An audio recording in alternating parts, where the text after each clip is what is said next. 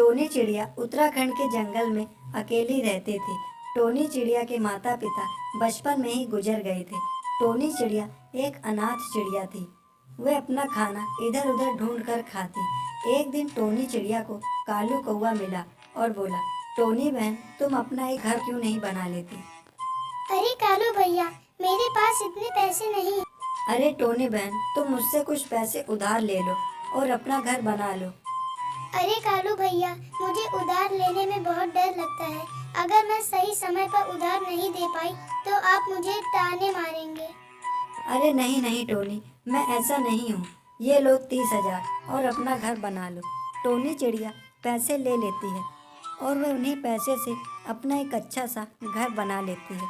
Tony चिड़िया का घर बनकर तैयार हो जाता है और कालू कौवा टोनी का घर देखने आया और बोला, अरे टोनी बहन, तुम्हारा घर तो बहुत ही अच्छा और सुंदर बन गया है। हाँ कालू भैया, आपने जो पैसे दिए थे ये सब उसी से हो पाया है। ये सब छोड़ो टोनी, अब तुम कोई एक काम करो और मेरे पैसे लौटाने भी तो हैं। हाँ कालू भैया, अब मैं कोई काम ढूंढ लूंगी और उससे आपके सारे पैसे लौटा दूंगी। ठीक है टोनी, अब मैं घर चलता हूँ। टोनी चिड़िया सेठ के पास गई और बोली, सेठ जी, अगर कोई काम हो तो मुझे दे दीजिए। सेठ बोला, टोनी, तुम्हारे लायक कोई काम नहीं है। सेठ जी, मैं आपके घर पे झाड़ू पोछा लगाने का काम कर सकती हूँ। ठीक है टोनी, लेकिन मैं तुम्हें महीने का 4,000 रुपये दूंगा। टोनी चिड़िया सोचने लगी, मुझे कालू कौवा को 30,000 रुपये देने हैं। अगर मैं हर महीने कालू कौवा को 3,000 रुपये दूंगी तो वह 10 महीने में कालू कौवा का उधार भी खत्म हो जाएगा। ठीक है सेठ जी, मैं कर लूंगी। टोनी चिड़िया अपने घर आई और खाना खाकर सो गई।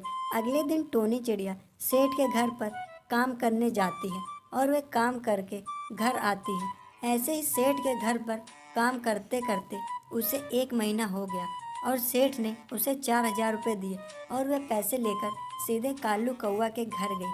कालू कौवा से बोली, कालू भैया, ये लीजिए 3,000 रुपये। टोनी, तुम मुझे हर महीने 3,000 दोगी? हाँ कालू भैया। ठीक है टोनी। टोनी चिड़िया अपने घर आई और खाना खाकर सो गई। अगले दिन फिर से सेठ के घर पर काम करने गई और सेठ के घर पर काम करके वहाँ से आ रही थी। तभी सेठ बोला, टोनी, मेरी सोने की चैन नहीं मिल रही। सेठ जी, मैंने आपका कोई सामान नहीं चोरी किया है। तभी सेठ की पत्नी बोली, अजी, मुझे तो इस टोनी पर ही शक है। आप इसे कल से काम पर मत बुलाना। नहीं सेठ जी, आप ऐसा मत कीजिए। मैं चोर नहीं हूँ, मुझे कालू कौवा का उधार चुकाना है। सेठ उसे काम से निकाल देता है। टोनी चिड़िया घर आती है और कुछ दिन बीत गए और टोनी चिड़िया को कहीं काम नहीं मिला। तभी कालू कौवा टोनी के घर आया और बोला, टोनी, इस महीने का पैसा तुमने दिया क्यों नहीं? अरे कालू भैया, मुझे सेठ ने काम से निकाल दी। मुझे नहीं पता टोनी, मुझे तुम कहीं ना कहीं से मुझे हर महीने 3,000 दो।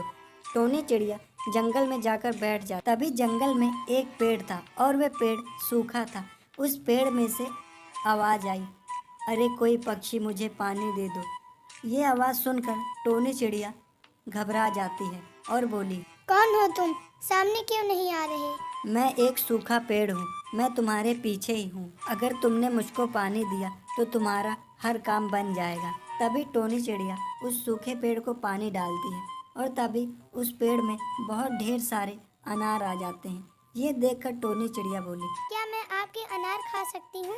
हाँ, तुम मेरे अनार खा भी सकती हो और इसे बेच भी सकती हो। टोनी चिड़िया पेड़ की यह बात सुनकर बहुत खुश हो जाती है और वे अनार बेचकर कालू कौवा के सारे उधार दे देती है। तो दोस्तों, ये थी हमारी आज की कहानी। अगर आपको यह वीडियो पसंद आए तो इसे लाइक करें, सब्सक्राइब करें।